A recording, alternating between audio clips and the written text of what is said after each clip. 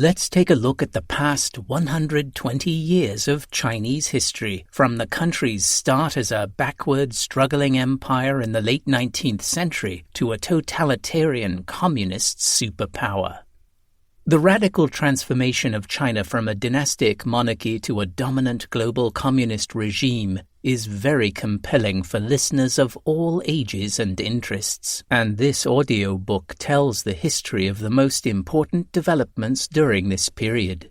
Filled with ideological and intellectual struggles, internal divisions and civil wars, conflicts with foreign nations, and influential changes throughout the 20th century, modern Chinese history promises to be an interesting audiobook. Throughout the audiobook, you will learn about the following: the collapse of the Qing dynasty in early 20th century China,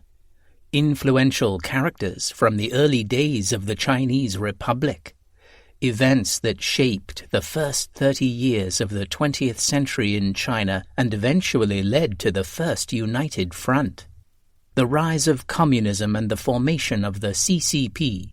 the impact of World War II, Japanese occupation, and the Chinese Civil War, Mao Zedong, the communist victory and the fleeing of the nationalist government to the island of Taiwan,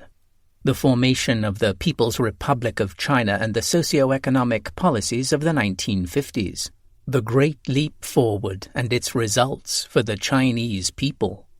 the Cultural Revolution, Mao's death and the development of the country from the late 1970s, and much, much more. Here's an excerpt from the audiobook. With a population of over 1.4 billion people and occupying over 9.5 million square kilometers of land in Asia, China, or as it is officially called, the People's Republic of China, is undoubtedly one of the most powerful nations in the world in all imaginable aspects. In fact, due to its remarkable growth since the end of the last century, most clearly characterized by great economic, military, social, and technological advancements, many political science scholars and experts consider China the new most dominant country in the world, taking this title from the United States, largely believed to have held this position since World War I. Chapter 1. The Fall of the Qing Dynasty. Problems of the Dynastic Regime. In 1895, after about a year of conflict, China decisively lost the Sino-Japanese War, signing the Treaty of Shimonoseki in April and ceding the island of Taiwan and parts of contested southeastern Manchuria to the Japanese, in addition to paying war reparations. The war was another indication of a fact widely recognized by that time, even by the Chinese people themselves.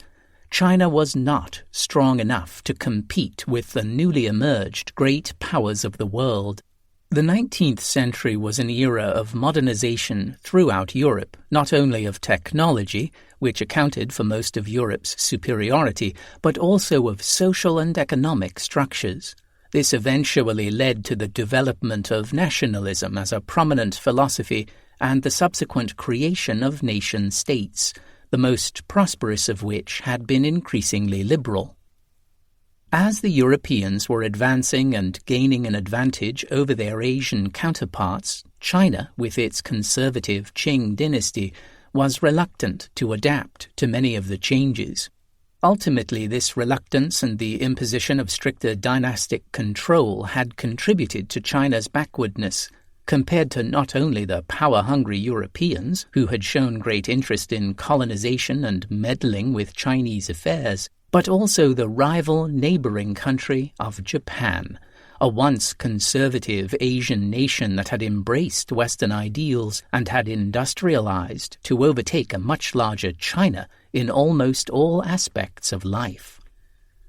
The devastating defeat and humiliation that followed the land concessions to the Japanese again demonstrated China's need to keep up and make the necessary changes to be at least capable of contesting its enemies in the future.